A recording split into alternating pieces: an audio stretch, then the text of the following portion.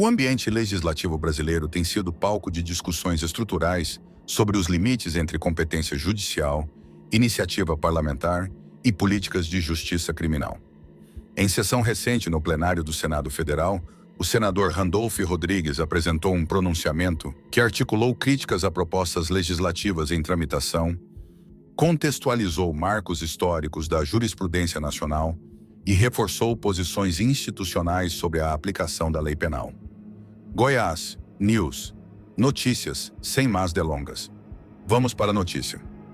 O discurso foi registrado na ata oficial, transmitido pelo canal institucional e amplamente debatido em veículos de imprensa especializada. O presente relatório tem como objetivo analisar com rigor técnico e neutralidade jornalística os eixos temáticos abordados, contextualizando-os dentro do ordenamento jurídico brasileiro, dos precedentes históricos, das competências constitucionais e das políticas públicas de segurança. O conteúdo segue padrões de verificação factual, evita juízos de valor, não adota posicionamento ideológico e prioriza a clareza informacional para ouvintes e leitores que buscam compreensão aprofundada dos mecanismos institucionais em operação.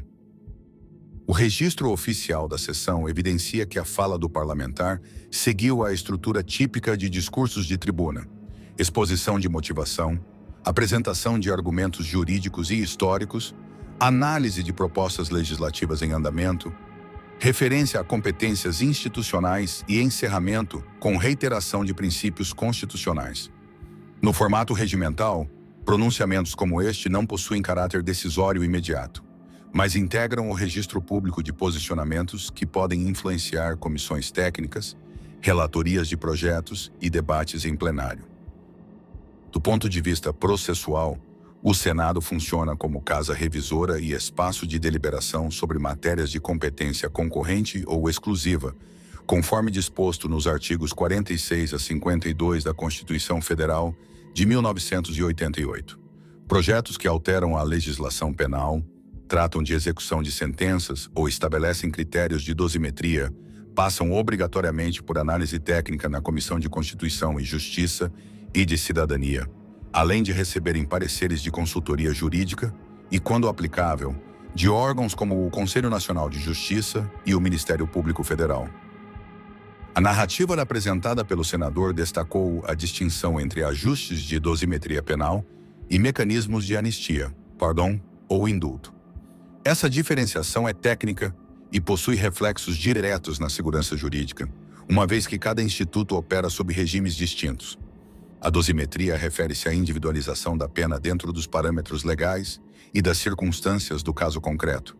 A anistia é ato legislativo que extingue a punibilidade de fatos tipificados como crime. O indulto e a graça são atos de clemência de competência do Presidente da República, regulamentados por decreto e submetidos a condições legais.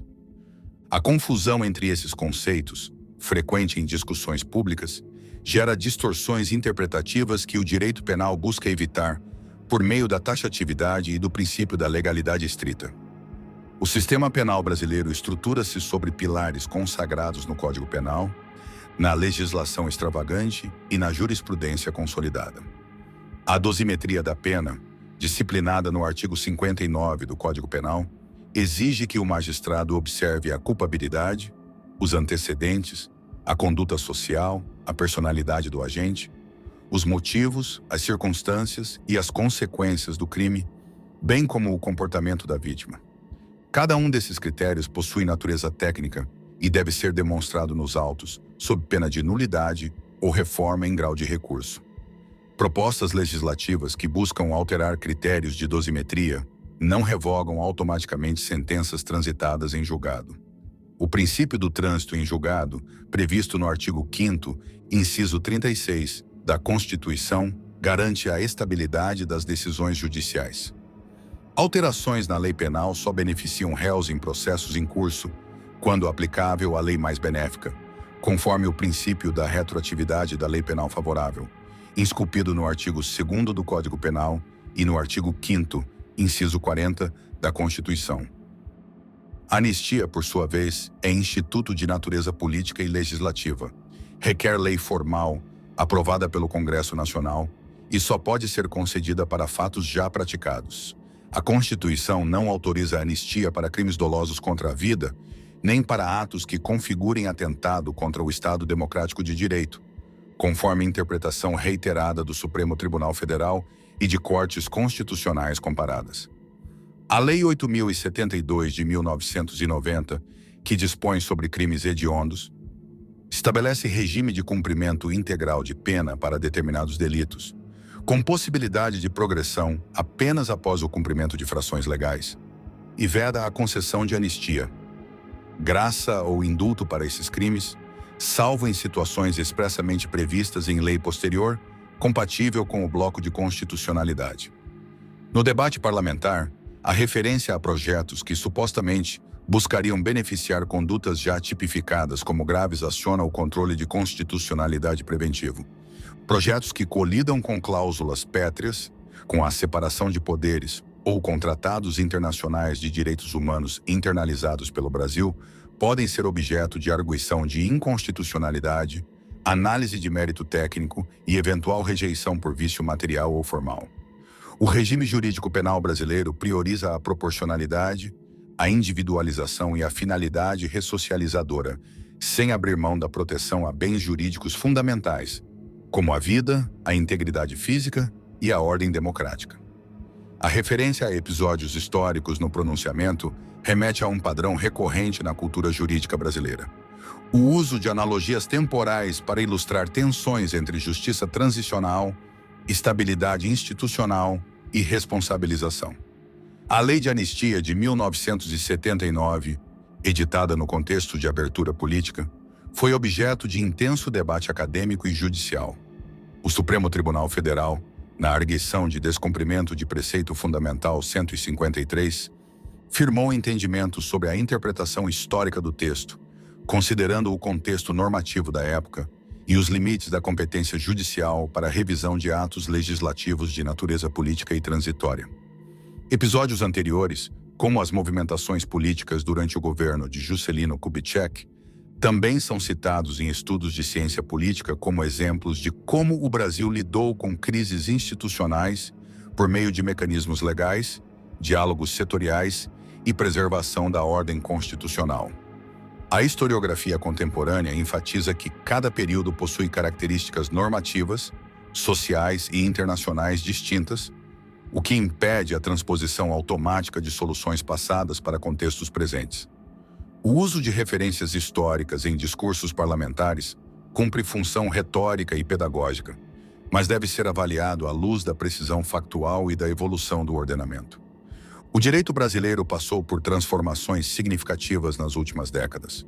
A Constituição de 1988 instituiu um modelo de Estado democrático de direito, com ênfase em direitos fundamentais, controle de constitucionalidade difuso e concentrado, participação social e transparência institucional. Qualquer proposta que envolva alteração de regimes de responsabilidade penal deve ser analisada dentro desse marco, considerando tratados internacionais ratificados, jurisprudência consolidada e estudos comparados sobre justiça e segurança. A memória institucional, preservada em arquivos públicos, acórdãos, atas legislativas e relatórios de órgãos de controle, funciona como antídoto contra a distorção narrativa. O acesso a essas fontes permite que cidadãos, pesquisadores e profissionais do direito verifiquem a evolução de interpretações, a consistência de argumentos e a adequação de propostas ao sistema vigente. A Constituição Federal de 1988 estabelece a separação de poderes como princípio estruturante do Estado brasileiro. O Legislativo formula leis, fiscaliza atos administrativos e delibera sobre matérias de competência concorrente ou exclusiva.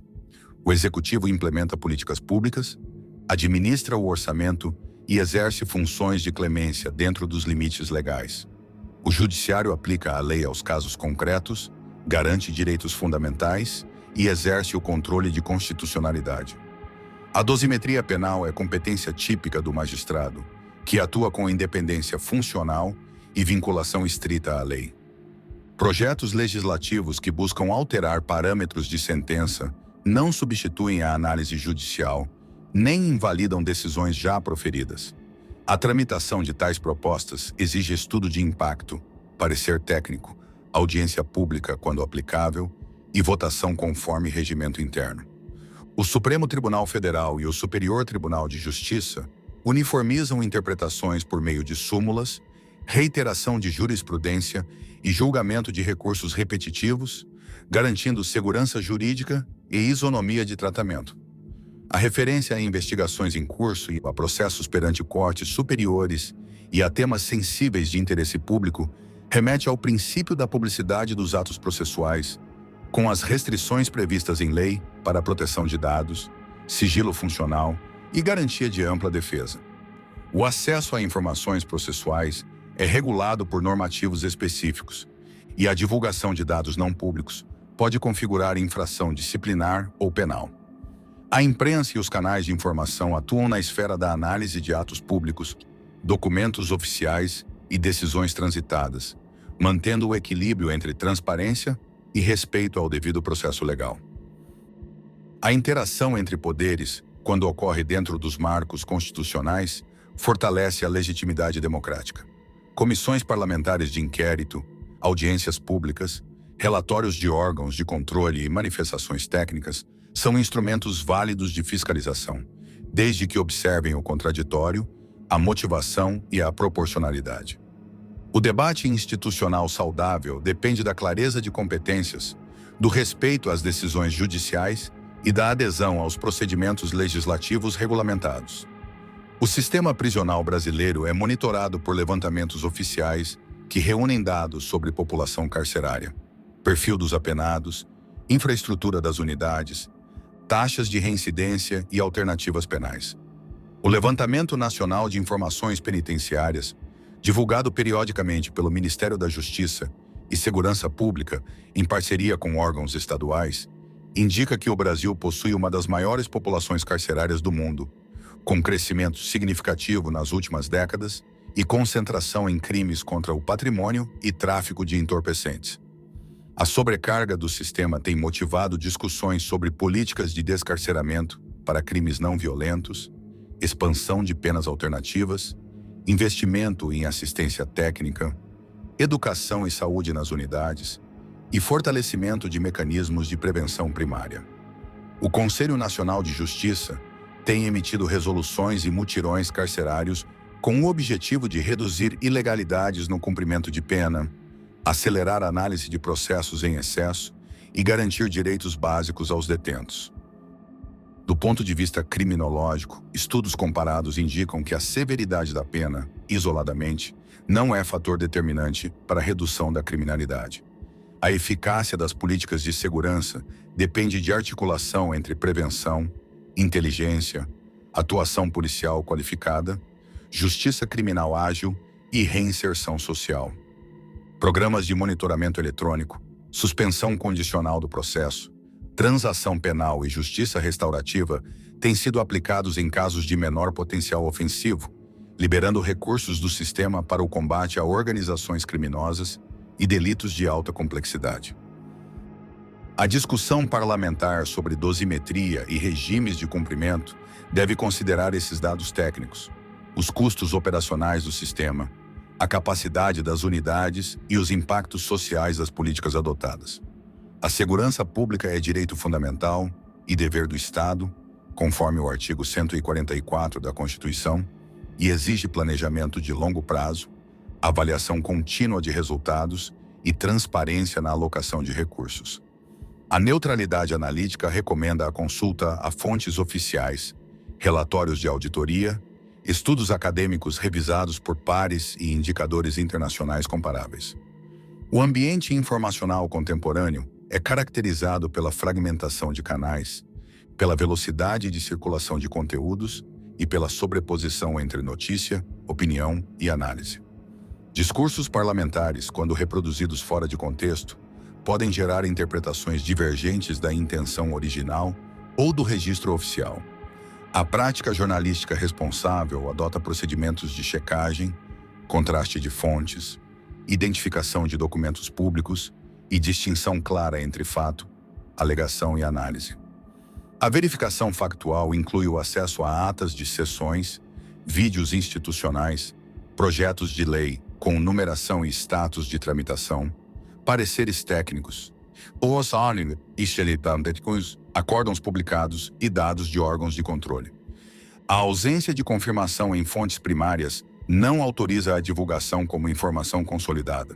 O rigor metodológico protege a credibilidade dos veículos, a segurança jurídica dos cidadãos e a qualidade do debate público. O uso de terminologia técnica em discussões penais exige precisão. Termos como anistia, indulto, graça, perdão judicial, dosimetria, regime inicial de cumprimento, progressão, livramento condicional e sources possuem definições legais distintas e efeitos processuais específicos. A confusão entre esses conceitos gera expectativas incompatíveis com o ordenamento e dificulta o acompanhamento correto das tramitações. A educação jurídica básica, promovida por canais de informação sérios, contribui para a redução de ruídos comunicacionais e para o fortalecimento da cultura de legalidade. A transparência institucional depende também da disponibilização de dados abertos, da publicação de relatórios de gestão, da manutenção de portais de acesso à informação e da responsividade a pedidos formais. A Lei de Acesso à Informação estabelece prazos, procedimentos e exceções legais, garantindo que cidadãos possam acompanhar decisões, fiscalizar atos públicos e formular perguntas embasadas. O jornalismo de serviço público atua como mediador entre a complexidade técnica e a compreensão cidadã, mantendo o foco na precisão, na atualização e na contextualização. A estabilidade de um sistema democrático não depende apenas da ausência de crises, mas da capacidade institucional de processar tensões, aplicar normas com isonomia, garantir direitos fundamentais e promover participação legítima. O Brasil conta com mecanismos de controle interno e externo, com eleições regulares, com liberdade de imprensa constitucionalmente protegida e com espaços de deliberação em todos os níveis federativos. A participação cidadã ocorre por meio do voto, da iniciativa popular de lei, das audiências públicas, dos conselhos setoriais, das ouvidorias, das ações coletivas e o monitoramento de políticas públicas. A educação política, o acesso a informações verificadas e o estímulo ao pensamento crítico são elementos fundamentais para que a sociedade acompanhe decisões, formule demandas e exija accountability. O discurso institucional, quando ancorado em princípios constitucionais, reforça a legitimidade do Estado e a confiança nas regras do jogo democrático. A defesa da ordem constitucional, o respeito às competências, a adesão ao devido processo legal e a rejeição a soluções que fragilizem a separação de poderes são marcos de qualquer sistema que pretenda durabilidade e justiça. A história comparada mostra que democracias resilientes são aquelas que conseguem transformar conflitos em debates regulados, aplicar sanções dentro da lei e preservar direitos mesmo em momentos de alta polarização. A informação qualificada é insumo essencial para essa resiliência. Quando canais de notícias priorizam a verificação, a neutralidade e a profundidade analítica, contribuem para a redução de ruídos, para o fortalecimento do debate técnico e para a proteção do espaço público contra distorções. O compromisso com a precisão factual é, em si, um ato de defesa da democracia. O tratamento de episódios de ruptura institucional, violência política e crimes de alta gravidade varia conforme o ordenamento de cada país. Mas segue padrões reconhecidos pelo direito internacional. Princípios como o de que crimes contra a humanidade, tortura, desaparecimento forçado e atentados graves à ordem democrática não prescrevem e não são passíveis de anistia, são refletidos em tratados ratificados pelo Brasil e em jurisprudência de cortes internacionais. Países que passaram por transições complexas adotaram modelos distintos. Alguns prioraram comissões da verdade e reparação simbólica. Outros combinaram justiça criminal com reformas institucionais. Alguns enfrentaram debates prolongados sobre limites da anistia e compatibilidade com direitos fundamentais. O direito comparado indica que a ausência de responsabilização para crimes graves tende a gerar instabilidade institucional fragilização do Estado de Direito e desconfiança social, enquanto o excesso de severidade sem proporcionalidade pode comprometer direitos individuais e gerar judicialização excessiva. O equilíbrio entre justiça, verdade, reparação e não repetição é buscado por meio de marcos legais claros, independência judicial, transparência processual e participação social. Organismos multilaterais emitem recomendações técnicas, mas a implementação depende da soberania legislativa e da capacidade institucional de cada Estado.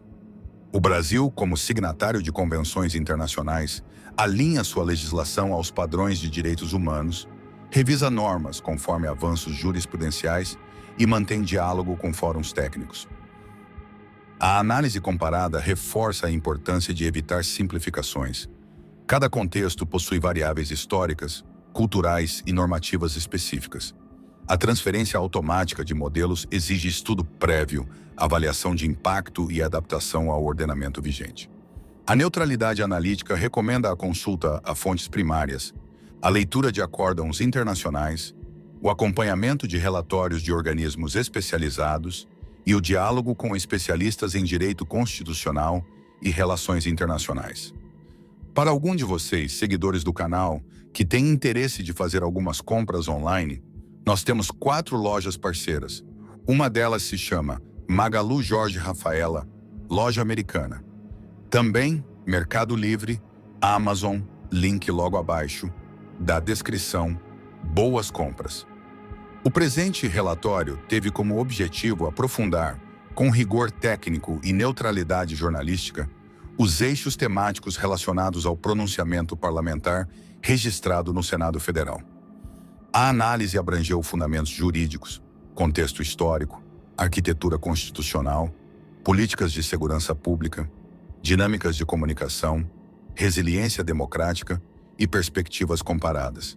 O conteúdo foi estruturado para evitar repetições, priorizar fontes verificáveis, manter linguagem precisa e otimizar a compreensão por meio de síntese de voz. O canal Goiás News Notícias reafirma seu compromisso com a informação pública de qualidade, com a transparência metodológica e com o respeito aos princípios constitucionais.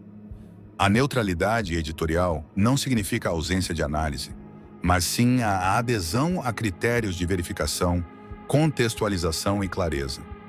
O objetivo é manter ouvintes e leitores atualizados, informados e capacitados para acompanhar decisões institucionais, compreender processos legislativos e exercer cidadania com base em dados consolidados.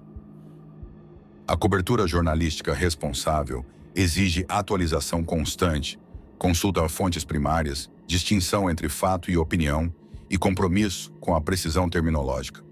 O ambiente informacional contemporâneo impõe desafios, mas também oferece ferramentas para verificação, cruzamento de dados e acesso a documentos oficiais.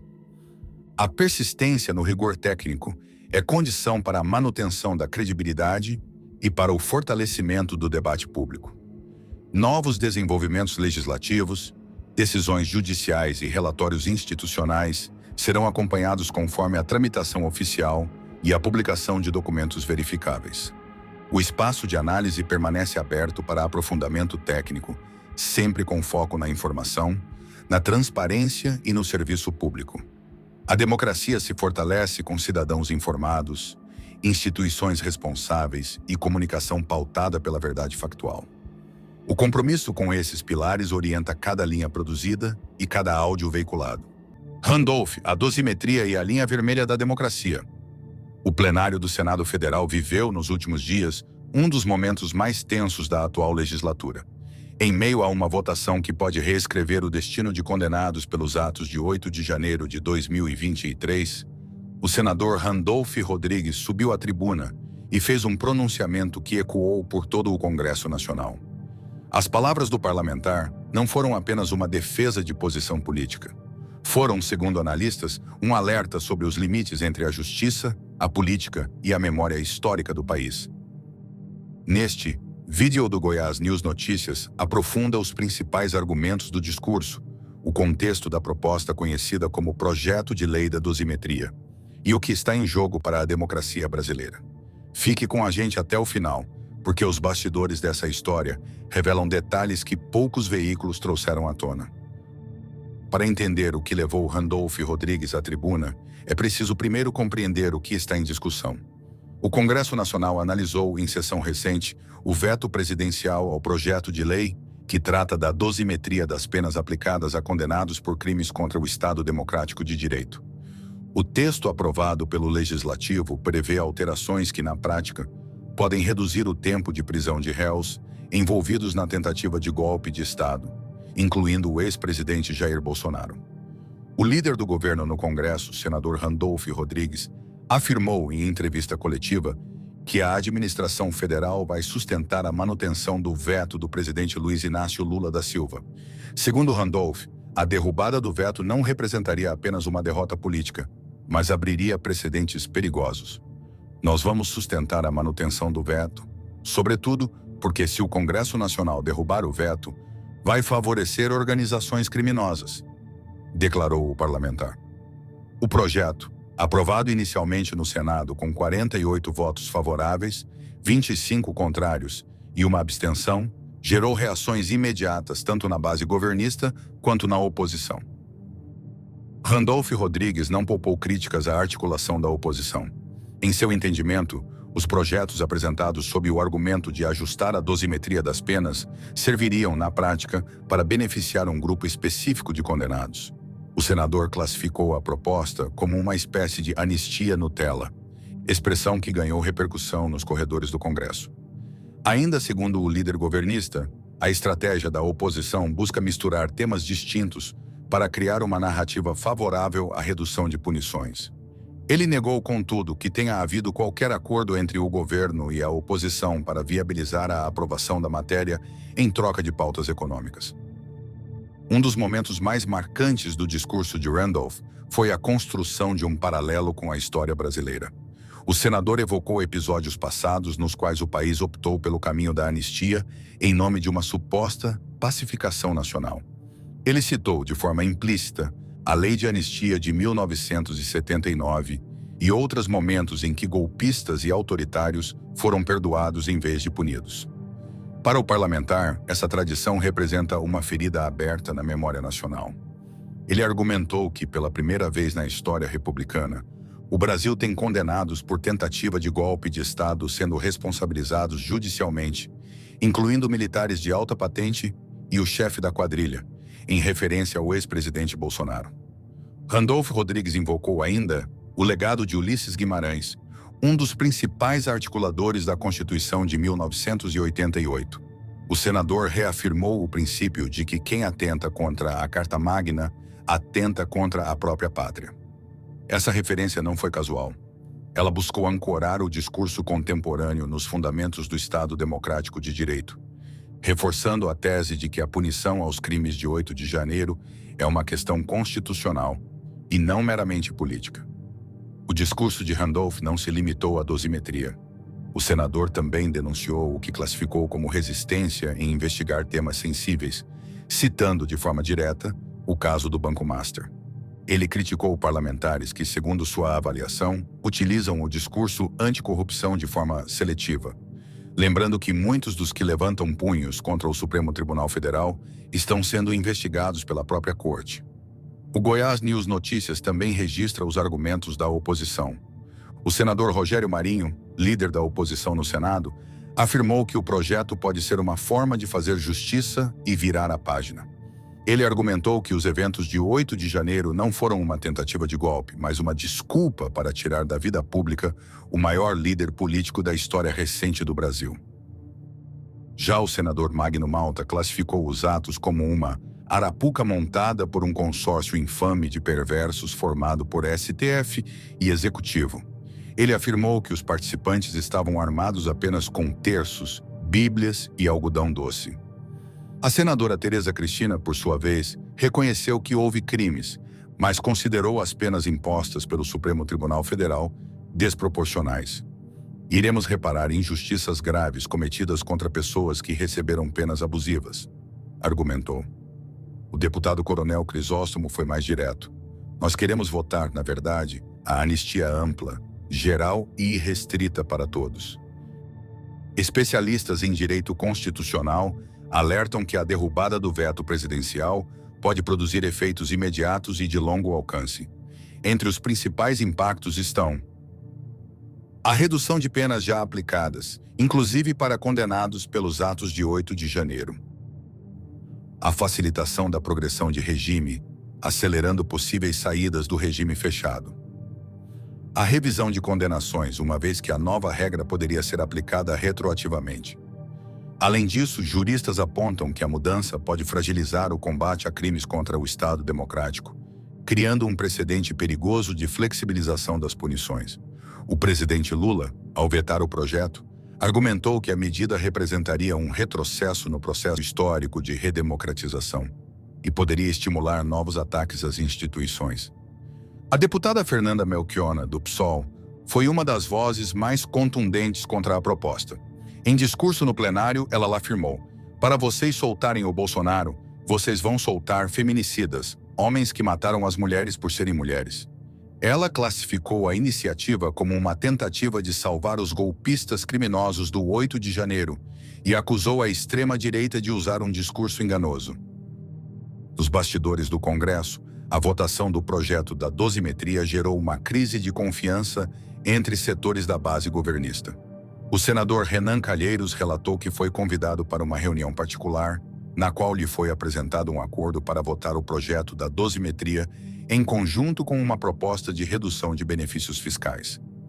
Renan afirmou que recusou a proposta e continuaria recusando qualquer acordo para votar a matéria. "Eu nunca vi, em uma questão como essa, alguém do governo fazer um acordo e dar um peru de Natal a golpistas. Eu confesso, hoje foi um dia muito difícil para mim", declarou o senador. O senador Fabiano Contarato se disse envergonhado com a tramitação do projeto. "Estamos aqui legislando com o endereço certo, o ex-presidente Bolsonaro e sua claque. Quando quer legislar de forma contundente, essa casa o faz contra pobres e pretos. Perdoem meu desabafo. Estou envergonhado e quero pedir perdão à população brasileira pelo que o Senado está fazendo hoje", afirmou. Diante da resistência em derrubar o veto integral, parlamentares da oposição passaram a articular uma manobra regimental, o chamado desmembramento do veto presidencial.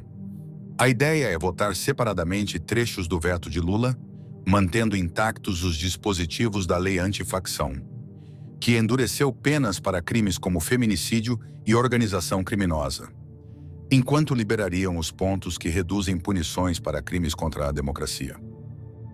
O governo, porém, contesta essa estratégia.